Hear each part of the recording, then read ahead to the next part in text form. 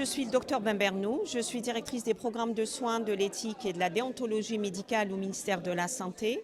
Je représente ici aujourd'hui Monsieur le ministre relative à la célébration de la journée mondiale de la sclérose en plaques. C'est une journée qui est célébrée chaque année en Algérie, où le ministère, bien sûr, est convié, il est partie prenante de cette journée et elle est organisée par la Fédération algérienne des malades atteints de sclérose en plaques. Hélas, malheureusement, les malades augmentent d'année en année et on compte environ 25 000 à 30 000 malades en Algérie. Ce sont peut-être qu'il y a des malades qui ne sont pas encore diagnostiqués, peut-être qu'il y a encore plus de malades qui ne viennent pas parce qu'ils ont honte de se faire diagnostiquer. Donc là, le ministère de la Santé a une attention particulière par rapport à cette pathologie et il est en train de faire beaucoup de choses pour améliorer l'état et pour améliorer la prise en charge de ces malades. Donc, en matière de prise en charge, en ce qui concerne les médicaments, donc toutes les molécules sont dans la nomenclature, toutes les molécules relatives à la prise en charge de la sclérose en plaques ont été enregistrées au ministère de la Santé. Vous savez très bien que les pouvoirs publics ne ménagent aucun effort quand il s'agit de la santé du malade. Donc ce sont, que ce soit des molécules chères ou moins chères ou pas chères, donc elles sont toutes enregistrées et l'État a introduit dans le pays ces molécules et elles sont disponibles.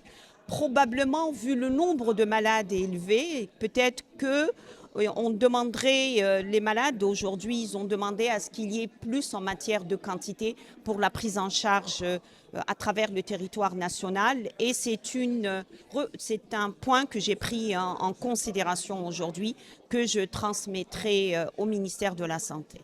Donc le ministère de la Santé a déjà créé un comité de mise en œuvre, un comité de sclérose en plaques qui est pluridisciplinaire. Il est formé de neurologues, de psychologues, de radiologues, de rééducateurs, etc.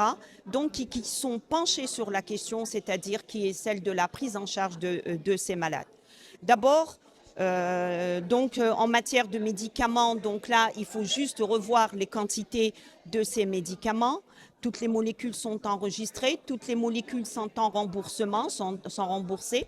Et une molécule est en cours de remboursement où les services de la sécurité sociale ont émis déjà un avis favorable quant au remboursement de cette molécule.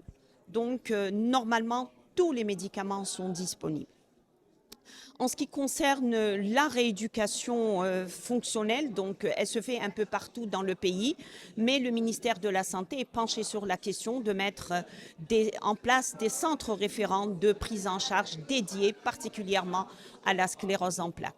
Nous avions, par rapport à ce comité qui est en train de travailler, un laborieux travail qui est en train de se faire. On a créé, donc il y a une création d'une plateforme numérique et qui est simulée à un registre. C'est un registre et qui va nous donner toutes les datas des malades qui sont atteints de sclérose en plaques dans notre pays. Elle a été finalisée, elle est terminée et là, elle est en train les tests sont en cours pour la lancer et l'utiliser à travers tout le territoire national. Et là, on aura d'une manière très sûre et objective le nombre de malades dans notre pays. Nous sommes en train de réfléchir sur l'élaboration d'un plan national de prise en charge de la sclérose en plaques. Et là, la réflexion se fait autour de nos experts. Nous sommes en train, et là, on ne le fera jamais assez, le point le plus important, c'est les formations. Donc les formations au profit des médecins généralistes, au profit de ces médecins qui travaillent dans les centres dans les EPSP, dans les hôpitaux, dans les EPH et qui prennent en charge ces malades atteints de sclérose en plaques. Et justement, ce comité, il a émis le vœu de créer carrément un certificat d'études supérieures de sclérose en plaques et ce CES sera justement mis à la disposition des médecins généralistes pour la prise en charge de ces malades. Donc, tous les malades, pas rien qu'au niveau de la capitale, même dans les zones les plus éloignées, les zones enclavées, les zones éparses, bénéficient déjà mais aussi on mettra à leur disposition quand même toutes les mesures et toutes les conditions pour qu'ils soient pris en charge au sein de leur localité, au sein de leur région ou de leur wilaya, de façon à ce qu'ils ne se déplacent pas jusqu'aux grandes villes, aux grandes métropoles, d'autant plus que c'est une maladie qui entraîne un handicap sévère et majeur.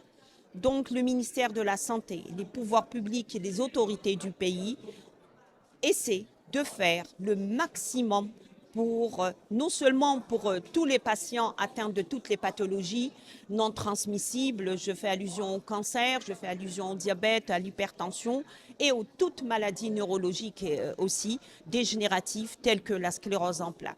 Donc nous faisons des efforts. Nous avions fait déjà, il y a des efforts qui ont été déployés et là nous sommes en train de faire encore d'autres efforts et on accompagnera toujours nos malades, on accompagnera toujours cette fédération et nous sommes toujours à l'écoute de ces revendications, d'autant plus que son président, c'est notre interlocuteur, c'est leur interlocuteur au ministère de la Santé. Donc on connaît tous les problèmes de la fédération, on connaît toutes les solutions de la fédération et nous sommes tous penchés sur la question de cette maladie handicapante.